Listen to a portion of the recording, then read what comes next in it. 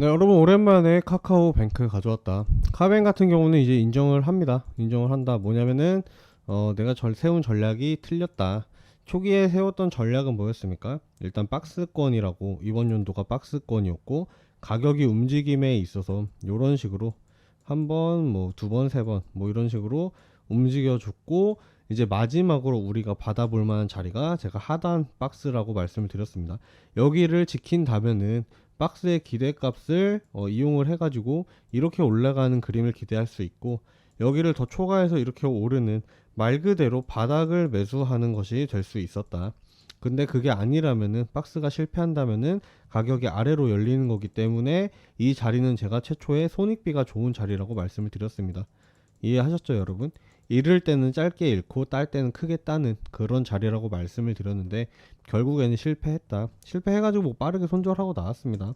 제가 단톡방에 공유 드려가지고 이제 뭐 같이 사신 분들도 제가 기억하기로는 마이너스 3에서 4% 정도 손실을 보고 나왔다. 마이너스 3에서 4% 손실을 보는 게 그러니까 조금 어떻게 보면은 흠이라고 보시는 분들이 많은데 절대 흠이 아닙니다, 여러분. 제가 단톡방에서 매매를 교육을 드리지만 이게 어떻게 보셔야 되냐면은 제가 추천을 하는 것처럼 이렇게 얘기를 하기 때문에 그러니까 남의 얘기 듣고 남 얘기 듣고 3에서 4% 손실 보는 걸 좀 아까워하시는 분들이 많으세요.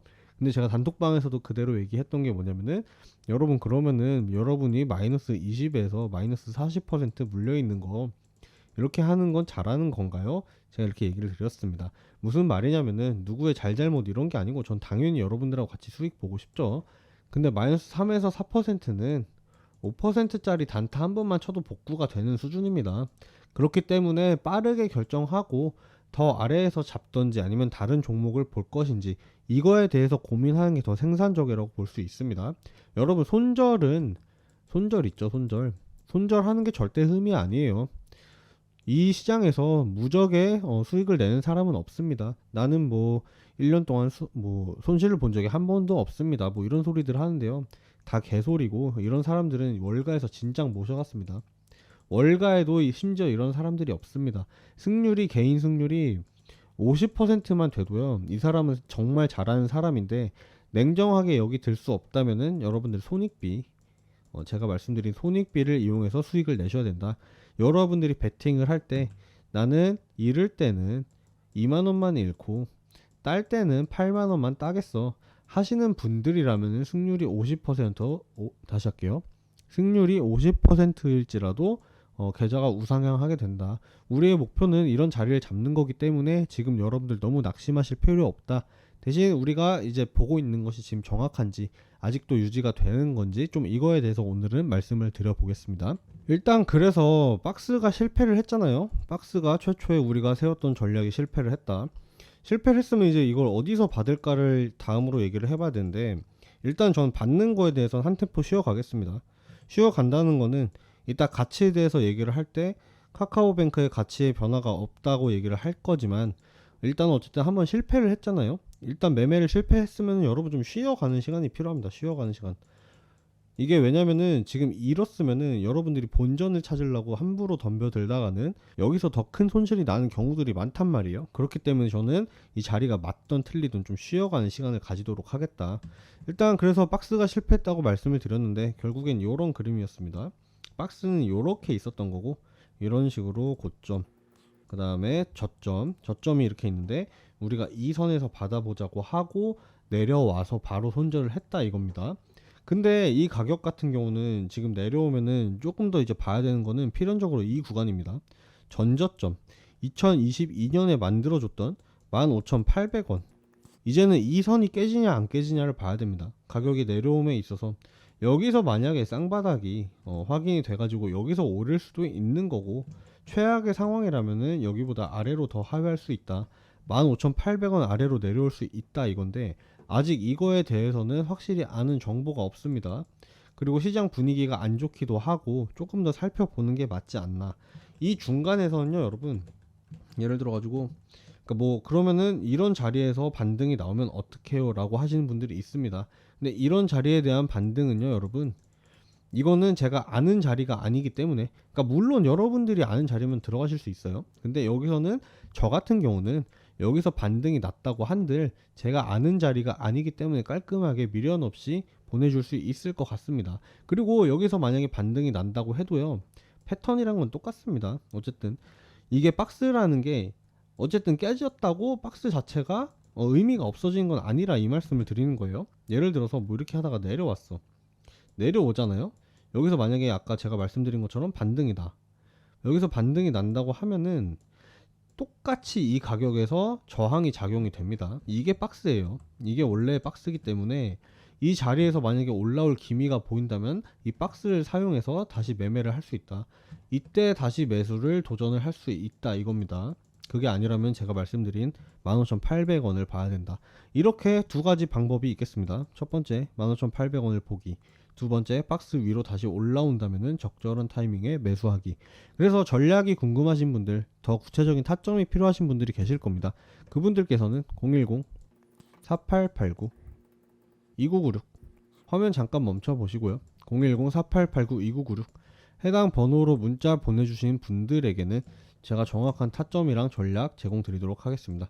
숫자 1이라고 보내주시면요, 무료로, 전체 무료입니다. 전체 다 무료로 타점이랑 대응 전략들 공유를 드리도록 하겠습니다. 네, 여러분 뉴스를 가져왔습니다. 카카오보다 딱 1주 적은 카뱅 2대주주 한투증권 복잡한 속내. 일단은 전체적으로 정리를 한번 해볼게요. 제가 완전히 좀 잘못 보고 있었던 게 뭐냐면은 카카오뱅크가 있지 않습니까? 카뱅이 있는데 원래 소유권, 그러니까 지주 관계가 어떻게 되냐면은 1대 주주가 카카오였다. 그리고 지금 2대 주주가 한투였다. 한투인데 일단은 카카오 같은 경우는 우리 그 뉴스 봤죠?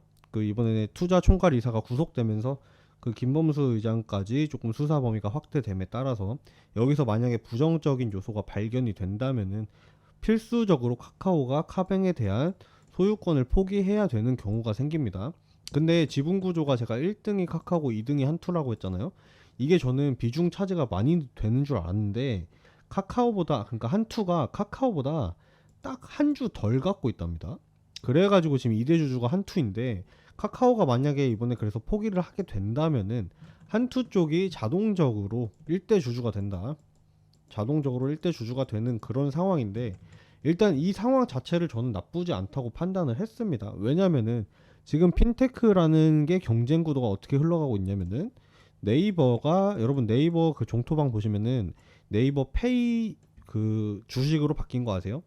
네이버가 그렇게 바뀌었는데 그게 왜 그런 거냐면은 핀테크에다가 주식이랑 결합해가지고 좀 재미를 보겠다 이거예요. 근데 여기서 주식 관련해가지고 네이버엔 지금 누가 들어와 있냐면은 미래에셋이 들어와 있습니다. 미래에셋.